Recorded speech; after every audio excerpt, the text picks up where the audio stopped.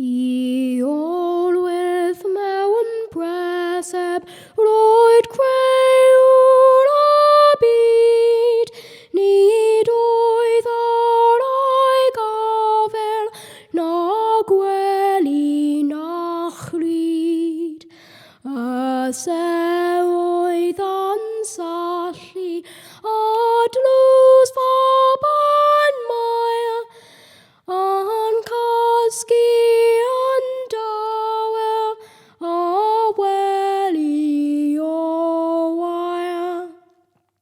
A gwaddeg yn brefi a bob yn ddeffroes, nid ofnodd cams gwyddau na phrofau un loes.